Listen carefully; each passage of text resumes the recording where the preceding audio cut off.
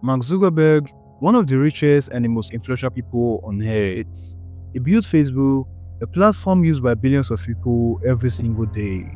A platform where friendships are formed, where movements are born, where attention, culture, and power collides.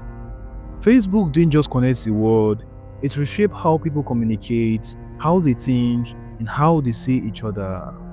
But influence like this does come with a cost. Because behind the growth, behind the algorithm, behind the promise of connection, Mark Zuckerberg became something else entirely. Something no one would ever imagine.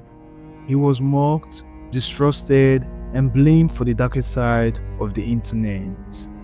To some, he's a visionary who changed the world. To others, he's the architect of a system that rewards outrage, manipulation, and division. And that raises a question few people tend to ask. How did the man who connected the world become one of the most controversial figures of the digital age?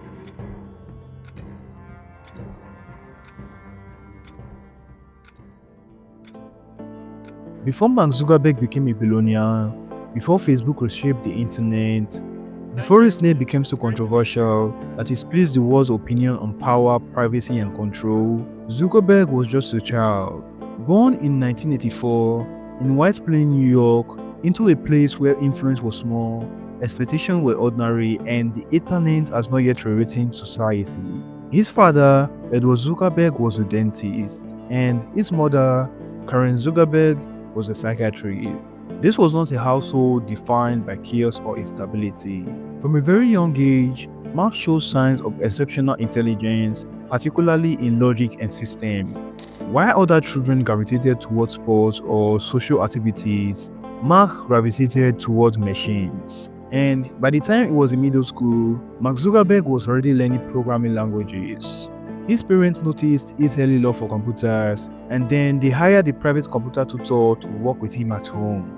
But while many future tech founders discovered computers later in life, Zuckerberg's relationship with software began early. To him, computer offered something people didn't. A computer followed rules, it responded logically, it did not judge, misunderstand, or reject. And for a child who struggled socially, this was a word that actually made sense. Intelligence without social ease, Mark Zuckerberg was not known as a charismatic child. Teachers and peers often describe him as quiet, focused, and intense. He wasn't antisocial, but he wasn't socially dominant either. He observed more than he performed. Friends from his early years often describe him as someone who preferred building teams to talking about them. This distinction became important later because Zuckerberg did not grow up learning how to manage people's emotions. He learned how to actually manage systems. As a teenager, Mark built simple software programs for fun. One of his earliest projects was a music player that learned users' listening habits and made recommendations. Years later, the idea would feel familiar. Even then, his interest wasn't creativity for its own sake, it was optimization. He wasn't asking what do people feel, he was asking what do people do. Mark attended Philip Esther Academy, one of the most prestigious prep schools in the United States. There he excelled academically, particularly in mathematics and science. At no point in his early life was Mark Zuckerberg known for chasing popularity. He wasn't trying to be admired, he wasn't trying to be liked, he was trying to build something that would work. And this distinction matters because many of the criticism he would later face assumed malicious intent. In 2002, Mark enrolled at Harvard University. And as we all know, Harvard is not just an academic institution, it's an ecosystem of ambition. It's where competition is subtle but constant. Surrounded by high-achieving students, Zuckerberg did not reinvent himself socially. He remained reserved, analytical, and intensely focused on projects. But something did shifted here. Harvard gave him proximity to two things he hasn't fully experienced before, which was actually skill and comparison. When Mark Zuckerberg arrived at Harvard in the fall of 2002, he didn't feel out of place, not because he was confident, but because the environment already felt familiar. Harvard wasn't chaos, it was ordered, competitive, and measurable. Students were sorted into houses, achievements were ranked, social circles were visible, even when no one actually talked about them. To most students, this was just college, but to Mark, it was a system, and to him, systems were meant to actually be optimized. At night, while other students slept or partied, Mark stayed in his dorm room writing codes. Not because he had a startup idea, but because building teams was how he was taught. And at some point during his sophomore year, Mark noticed something strange. Harvard already had students' directories, photos, names, basic information, but no one ever really looked at them. They existed quietly, unused, disconnected. So he wondered what would happen if those identities were put in front of people, not as text, but as comparisons. That curiosity then led Mark to create a website which he called Face Match, which we then launched in October of 2003. Face Match went live, and what started as a simple experiment, 2 photos, 1 choice, exploded across Harvard almost instantly. Students were hooked, dorm room buzzed, traffic surged, servers slowed, and curiosities turned into concern. Almost immediately, students began to feel exposed. Their image has been used without permission. Complaints reached the administrations, and within days, Harvard stepped in to shut down the sites. From the outside, it looked like failure, but for Zuckerberg, it was proof that people were actually drawn to identity, comparison, and visibility. Face Match disappeared, but the insight it revealed would shape everything that would come later on. Around the same time, 3 Harvard students approached Mark Zuckerberg: Cameron Winklevoss, Tyler Winklevoss, and Dia Narendra. They had an idea: a private online network for Harvard students, with profile, connection, and exclusivity. They called it Harvard Connection, and they needed a programmer. Mark did agree to help, but while he was working on their vision, another idea quietly was taking shape in his mind. For weeks, he existed between 2 worlds. One was building Harvard Connection, helping someone else achieve their dream, someone else's rules, and the other was his own vision, a platform built the way he thought it should be. Same campus, same concepts, same raw material, but the execution will be completely different. And on the 24th of February 2004, Mark made a decision that would change everything. He launched the Facebook. This time, it wasn't a simple comparison game like Face Match. This was something actually bigger, something cleaner, something personal. A place where students could show who they were, not who was hotter. Profiles, connection, identity, all in one place. And almost immediately, it caught fire. People didn't need to be told to join. They wanted to be seen. They wanted to exist in this new world Mark had quietly created. And soon, other universities were demanding access: Yale, Stanford, Columbia. Each new campus added value. Each new users made the system stronger. Something subtle was happening. Facebook wasn't forcing itself into student life. It was becoming unavoidable. When college sophomore Marisol Romero isn't in class checking on her assignments, she's online checking out her classmates. You see someone that you might recognize, you click on them, and then you see that they're friends with someone else, and you share all these common interests, and then you check the time and it's 4 hours later and you have no idea how you got there. On college campuses, it's called the Facebook trance. To everyone else, it's spending too much time in front of your computer, glued to a website called thefacebook.com. If you weren't on it, you didn't exist socially, but with growth came conflicts. Harvard Connection never launched. The Winklevoss twins believed their idea has been taken. Mark believed ideas didn't belong to anyone. Execution was everything. The disagreement escalated into a lawsuit. At the same time, Mark's friendship with Eduardo Saverin, his friend and early supporters, began to fracture.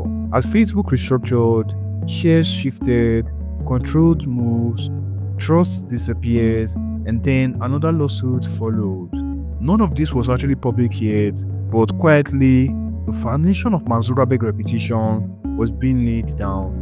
And by the time he dropped out of Harvard, Facebook was no longer a student project, it was a company, a fast-growing one. High-stakes system was surrounded by conflict. Mark left Harvard not as a curious student chasing ideas, but as the founder of something much bigger than himself. And for the very first time, the question wasn't what he could build, it was what building it would actually cost.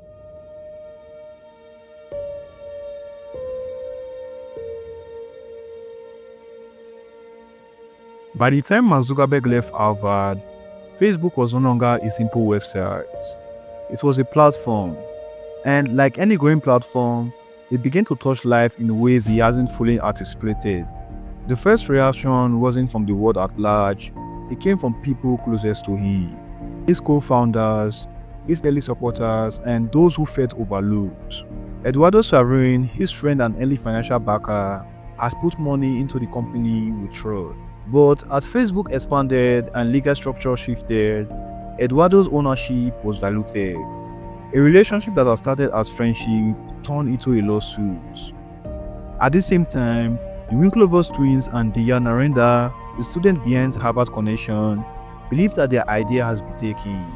They argued that Facebook had been built using their concept. Mark insisted that he had acted independently. The conflict became one of the first signs that being a founder could mean becoming a target. But these were private disputes. The wider world had yet to see the company. Facebook expanded beyond Harvard, Ivy League schools, then universities across the country. And then in 2006, it opened doors to anyone over the age of 13. And with growth, it came scrutiny. Journalists began noticing a young CEO who appeared distant, sometimes cold, and always precise. He didn't give interviews, he didn't show emotion, and as the platform influence grew, people started to assembling whenever Facebook caused friction. Privacy became the first major battleground. Facebook collected information in ways that felt new, and for some, it felt invisible. Friends lists, photos, personal data, features that seem harmless inside Harvard suddenly become a global consequence. Critics argued, he's selling our data, he's exposing people without consent, he doesn't actually care about privacy. And by 2007, Mark Zuckerberg's name was no longer just associated with a website, it was associated with power, and power always attracts suspicion. Take off the hoodie? You know, I never take off the hood. I know you don't. What's with that? There's a group of women in the audience that wish you would. No. Girls? Whoa. All right. Sorry. Yeah, that's okay. Then came the first wave of public mockery. Comedians, bloggers, and internet forums began turning him into a caricature. The cold, calculating CEO with no expression, no empathy, and a billion-dollar empire. And while all these jokes were biting, the perception stuck. Mark Zuckerberg wasn't just a person anymore. He had become a symbol of social media, of data, and of influence without accountability. And by the end of 2007, Facebook was everywhere. Billions of interactions, millions of users, and Mark was mocked by many. Even as he held more power than most imagined possible, it wasn't just a college project gone global. It was a reflection of everything Mark Zuckerberg has always been: focused, calculating, and relentless. And while some admired his intelligence, others feared it. And that fear, combined with rapid growth, would follow him for the rest of his career. By the time the world fully understands what Facebook has become, Mark Zuckerberg has already changed the way billions of people see each other. But to many, he had done so at a cost, and that cost would only grow. By 2008, Facebook was no longer just a website, it was a force, a platform connecting millions of people across the world. Mark Zuckerberg, the once reserved student from Harvard, now commanded attention on a scale few could ever imagine.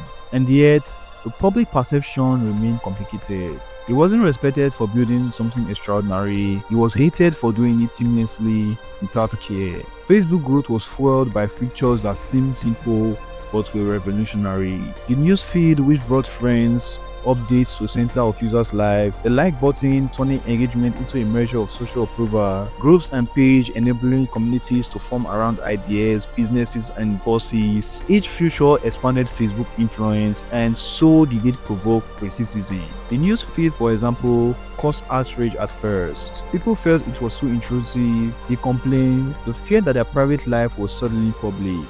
But Mark didn't retreat. He iterated, he learned, and slowly the world adapted, or would I say he had no choice. In parallel with product expansion, Facebook started thinking about revenue. Advertising then became the central. Targeted ads turned user engagement into profits. Companies now had unprecedented access to attention. For many, this was brilliant, and for others, it was exploitation. Mark's approach was calculated and precise. He didn't bend to public outrage. He focused on scaling and controlling. By now, investors were paying attention. Facebook raised billions, gaining credibility and power in Silicon Valley. And Mark remained in the background, rarely smiling and rarely explaining himself publicly. This only fueled the narrative of the CEO who runs the world's largest social network and shows no emotion. From 2008 onwards, Facebook moved aggressively. International version rolled out, connecting countries, multilingual support made it global. Mobile apps brought Facebook into the pockets worldwide. And with billions of users, influence grew exponentially. Every major political event, cultural shift, or social movement now intersects with Facebook. And by association, it intersected with Mark himself. By this stage, it was impossible to ignore what was happening. Facebook was unstoppable. Its growth wasn't slow or predictable. It was exponential. Every new user put in the next. Every connection made the platform more valuable. And every day, it spread further than the last. What had started as a college website was now expanding faster than anyone could control. Not because it was advertised and not because it was forced, but because it became necessary. Facebook wasn't competing with other platforms anymore. It was actually replacing them.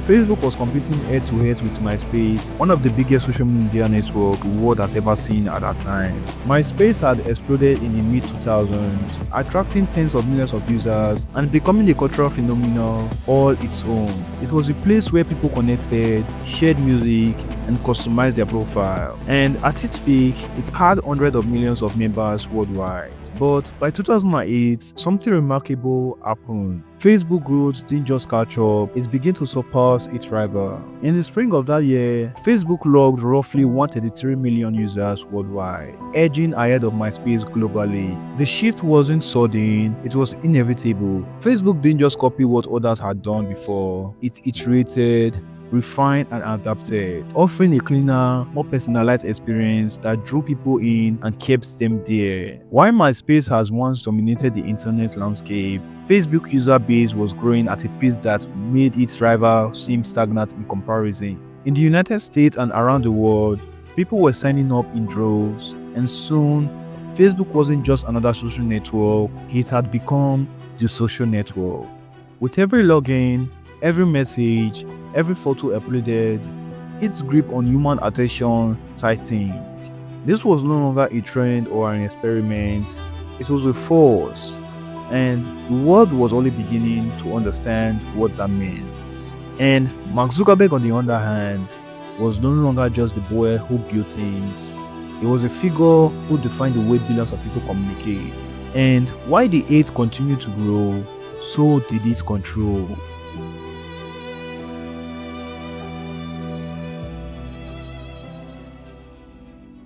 By the early 2010s, Facebook was everywhere.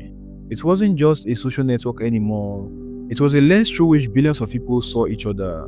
And as its reach expanded, so did scrutiny. Mark Zuckerberg, once a reserved student in Harvard dorm, now faced a new reality. The world was actually watching him. Every decision, every feature, every misstep could ripple across continents. The first crowd didn't arrive with a scandal or a headline. They appeared quietly, almost unnoticed. As Facebook became more embedded into everyday life, people begin to ask uncomfortable questions. Questions that had never mattered before. How much does this platform actually knows about me? Who owns my data once I put my life online? And can I really trust a company that sees everything but says so little? The privacy settings existed, but they were confusing, constantly changing, and difficult to understand. What felt logical to engineers inside Facebook felt invasive to users on the outside. Features designed to connect people more deeply often crossed as invisible line, turning sharing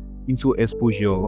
And through it all, Mark Zuckerberg stayed largely silent. He didn't apologize, he didn't slow down to explain, he kept building, he kept scaling, and he kept iterating. Product decisions moved faster than public understanding ever could. With every update, the backlash intensified. Critics accused Facebook of selling users' data, ignoring consent, and deliberately designing a platform that people couldn't put down. Headlines multiplied, trust began to erode. The conversation around Facebook shifted from innovation to control. By this point, Mark Zuckerberg was no longer seen as just a founder who connects the world. He had become the symbol of something much bigger, the architect of a new digital reality where data was currency, attention was power, and privacy came at a cost. Whether he meant to or not, Mark now stood as the center of an era defined by surveillance capitalism. Cambridge Analytica, a political consulting firm, reportedly gained access to data from tens of millions of users. The firm didn't hack Facebook.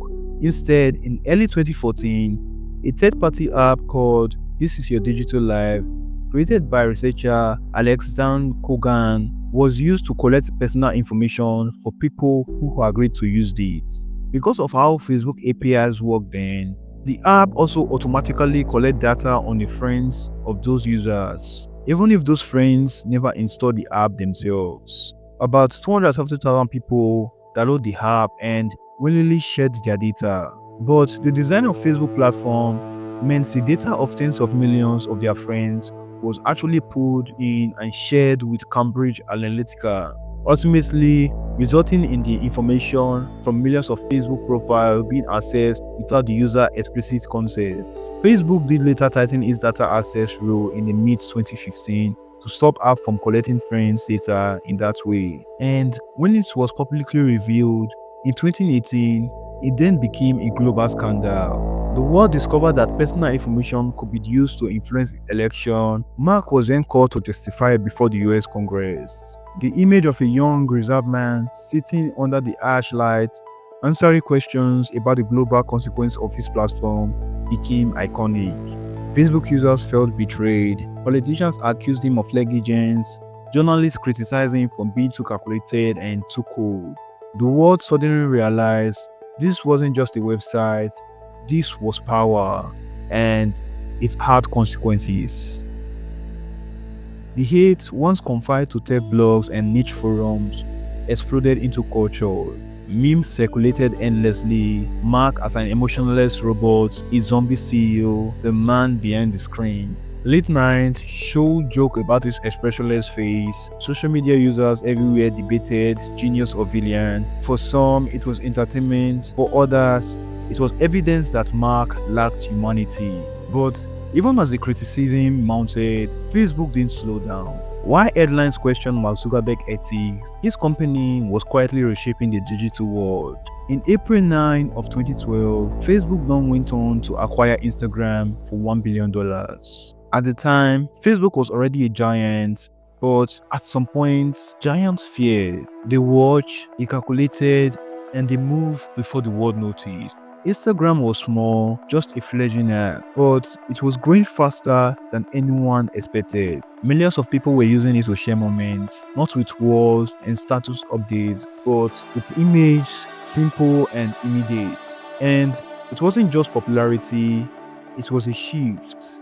Young people, influencers, brands, they were moving to a platform where visuals rule and engagement was intimate. For Mark Zuckerberg, this was a decision point. He could try to compete, build something similar inside Facebook, but that risks time, energy, and users actually slipping away from the platform. Or he could just simply buy the company. Acquiring Instagram wasn't just about adding another app, it was about protecting Facebook empire, absorbing innovation, and controlling the future of social media before someone else could. For $1 billion, Facebook gained more than a photo sharing app.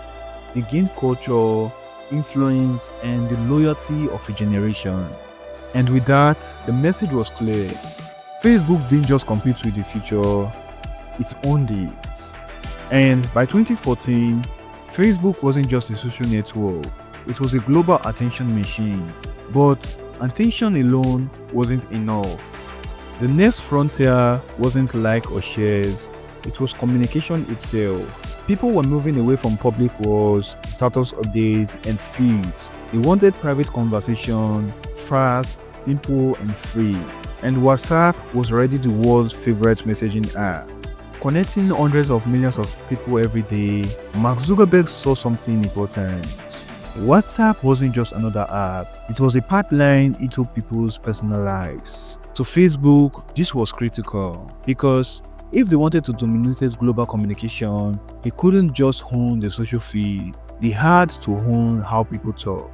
Competing was risky, building their own app from scratch might never capture the loyalty WhatsApp already had. So, for $19 billion, a sum that shook the world, Facebook then acquired WhatsApp. And with WhatsApp in its grasp, Facebook then just expands.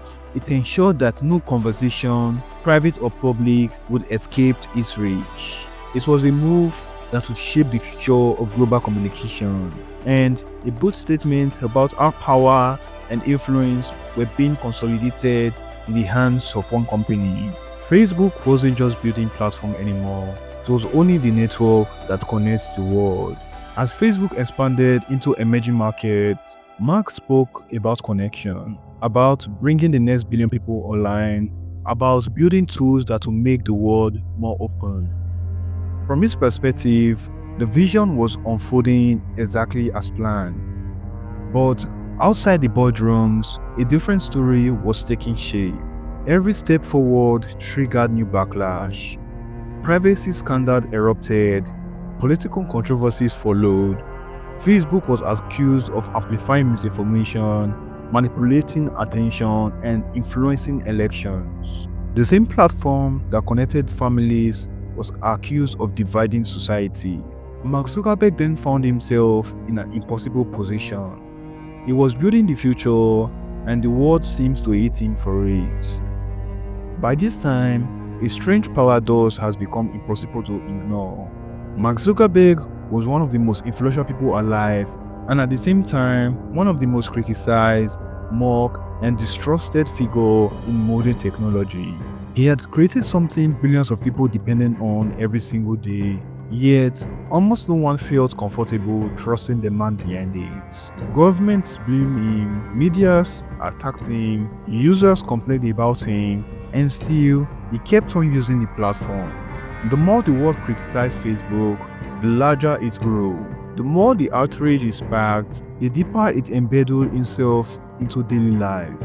Hate fueled attention, attention fueled growth, and growth translated into power. Mark Zuckerberg had become more than a tech founder. He became a symbol of an era. An era where power sat in the hands of a few engineers, where visibility came without accountability, and where influence existed without emotional transparency. He spoke in data, the world spoke in feelings, and the gap between the two widened. Yet, for all the global backlash, for all the hearings, the scandal, and the outrage, Facebook remained unstoppable. Because the question was no longer whether Mark Zuckerberg could build, the question was now whether history would ever forgive him for how he used it. By the late 2010s, Mark Zuckerberg has built an empire. Facebook was no longer just a social network, it was the backbone of how billions of people communicated, shared, and consumed information. And yet, for all its influence, a question lingered. Could Mark Zuckerberg innovate again without alienating the world? And in 2021, Mark introduced Meta, a bold rebranding of Facebook, signaling his vision for the future, a world beyond screens, visual reality, and augmented reality, a platform where people could exist, work, and socialize in digital space. To Mark, this was logical, a continuation of his trajectory. He wasn't chasing memes or headlines, he was building the next system, but the world didn't react the way he actually expected. Immediately, criticism flooded in. Another billion-dollar crumble. Will anyone even care? Mark doesn't understand human desire. The metaverse was ambitious, but it also felt detached. People compared it to his public persona. Every new segment, memes, and editorial question not just Meta, but Mark himself. Behind the scenes, Meta faced real-world challenges, projects behind schedule, massive operational costs, public scrutiny over layoffs, acquisition, and product failures. Every misstep became fuel for critics. Every announcement became fodder for jokes online. Mark was mocked for appearance, for decisions, or even using the same hoodie in public photos. The CEO, who had once been criticized for being too invisible, was now criticized for being too visible. By now, Mark's face had become a cultural symbol, expressionless, robotic, and strategic. Memes spread faster than press release. Social media users transformed the CEO into a caricature. The guy who wants to live in a matrix, the hoodie overlord, the emotionless overlord of our data. It was relentless and it reached billions of people, the same audience that this platform controlled. But despite the criticism, Mark pressed forward. Billions was invested in VRO and AI. Teams expanded globally. Vision continued, seemingly indifferent to mockery. But the truth was visible. The metaverse had not yet captured the public imagination. Unlike Facebook, its success was uncertain, and the world was watching. Not just users or journalists, investors, politicians, and critics measured every move. Every setback became a personal story of failure, not just a corporate struggle. By this point, Mark Zuckerberg has become a living paradox of one of the most influential people on earth and also one of the most mocked and criticized. The difference between genius and brilliance was now a matter of perception. A built system that shaped billions of lives, and the world responded with ridicules, fear, and contempt. And yet, despite the hate, despite the public humiliation, he continues to push forward because that is Mark Zuckerberg's nature. Calculated, relentless, and unflinching. Meta had not yet succeeded. Public trust had not yet returned. The world was divided, admired him, they feared him, hated him, but all agreed he could not be ignored. Mark Zuckerberg was no longer just a founder or CEO, he had become a symbol of the digital age himself. And the question now was not whether he could innovate, but whether the world would ever forgive him for it. By 2025, Mark Zuckerberg is no longer just the CEO of a social network. He is a symbol of digital age itself, for better or for worse. Billions of people rely on the platform he built, billions more criticize, and yet, through every scandal, every meme, every public backlash, he do persist. Mark's influence is undeniable. Facebook continues to connect billions, Instagram shaped cultures and trends, WhatsApp drive communication worldwide, Meta pursues the metaverse, betting on the next frontier. His reach is global, his decision ripples through economics, politics, and societies. And with every misstep, his reputation becomes more complex. Genius and villains, innovators and manipulators, visionary and detached, he embodies contradiction that few can reconcile. The world's relationship with Mark is paradoxical. Some admire him for his intelligence and vision, some fear the system he controls, some laugh at him online. His public image is one of constant scrutiny. But he has learned to operate within it. Mark Zuckerberg is not just a founder anymore, he is a force of nature in the digital world. Looking back, Mark's stories reveal something universal about power and ambition. Innovation do often comes with conflict. Being a genius sometimes can attract hate as much as admiration. System once created shape the world, and the creator is forever linked to their consequences. Mark Zuckerberg is the proof that building something extraordinary really comes with resistance, and that resistance often follows you everywhere. The question now is simple: will history remember him as a visionary who connected the world, or as a founder who prioritized growth over empathy, influence over human trust? Well, the answer is not yet clear, even to today. But one thing is undeniable: Mark Zuckerberg changed the world. He reshaped human communication, social interaction, and concept of privacy. And for that, whether loved or hated, he will never be ignored. From a curious reserve boy in New York, to a Harvard student testing boundaries, to the founder of a tech company, to the CEO of a global empire, Mark's journey is one of ambition, innovation, controversy, and paradox. He's the most hated founder in tech history, and he's one of the most powerful. And as the world continues to watch, one thing remains certain: Mark Zuckerberg will shape the digital age, whether the world loves him or hates him.